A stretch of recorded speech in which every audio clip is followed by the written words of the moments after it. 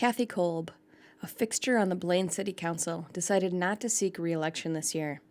After spending 16 years attending council meetings, she decided it's time to step away. She first ran in 1998 when her husband, who was on the city council at the time, decided not to run for a second term.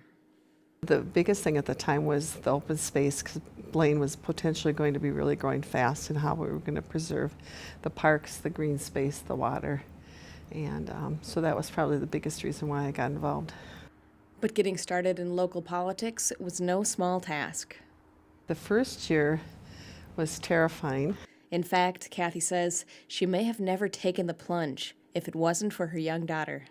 The first time I went out campaigning, my daughter was in kindergarten at the time, and she came with me, and she actually knocked on the door for me because I was terrified to do it. But as I met people and talked to people and got to know the residents in the 3rd District, it became a really exciting thing and a really great opportunity to serve. As Kathy met more people and became more comfortable with door knocking, she realized that this is the right way to talk to people, to know what they want, and the right way to win an election. And I think that winning an election isn't how much money you spend, it's how many people you talk to and visit with and how visible you are. And so we spent many, many, many hours walking the streets, knocking on doors, visiting with people, and I think that really made the difference. But that method, get out and meet as many people as possible, also comes with a cost. There's an awful lot of hard work, legwork, things like that. And that's probably one of the reasons I'm not running now anymore. It's a small one, but it's very strenuous physically. And I'm getting a little old. Along with aging, Kathy says she also believes it's time for someone new to get involved in the city government. The makeup on the Blaine City Council hasn't changed for 12 years. I don't believe in term limits, but I do believe that you need to be realistic about opening the door for others to become involved. There's been very little change in council for a long time, and I think change is good. New ideas are good. Fresh ideas are good.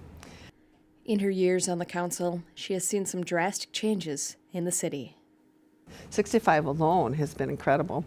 Unfortunately, university has declined, but there's some hope now that university is in fact going to be, there's some interest in rebuilding and redevelopment, and so that's kind of the next thing on the list. And that's the west side, and then the east side, I mean, I can't, the village and Fleet Farm and all of that stuff going on, and it's just amazing. Kathy has seen new businesses, new roads, and plenty of new housing stock. And while she's proud of her role in these things, she's also proud of staying focused on her original goals. There's a lot of exciting things that have happened, but I think I'm most proud of the fact that I think I always was able to stay pretty much focused on what my constituents wanted, what was best for the city.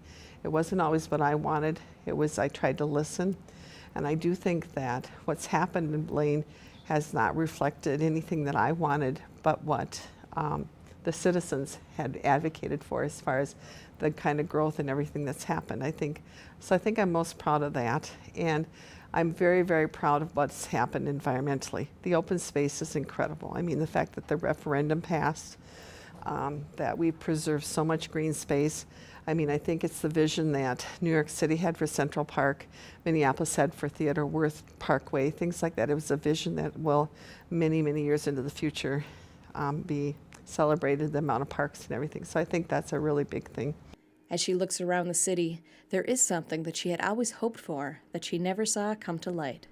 I wish we had a little bit more for the arts. I know we have an art council now. We didn't have that before. We have a historical society. We didn't have that before. But I was really hoping for, someplace where there could be community theater or something like that.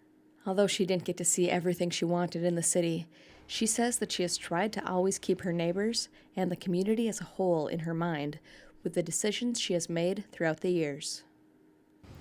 I really feel like I've never lost sight of the fact that it's a servant position. It's not a power position, which some people may think politics or being a politician is. But I think I've always kept it in mind that I'm here to serve and to represent other people, not to represent myself. And it's not me that makes what I've done good. It's all the people that are out there in the community and a part of who I am and why I'm here. So I just think it's been a great privilege, and I appreciate the chance and the opportunity. Kathy's service to Blaine will come to an end at the end of the year, when she'll walk out of the chambers for the last time as a council member, and someone new will fill her seat. I love Blaine. I get a little emotional. I love the people of Blaine, and I love the fact that I've been able to serve them. And it's going to be hard not to do that. For North Metro TV News, Danica Peterson reporting.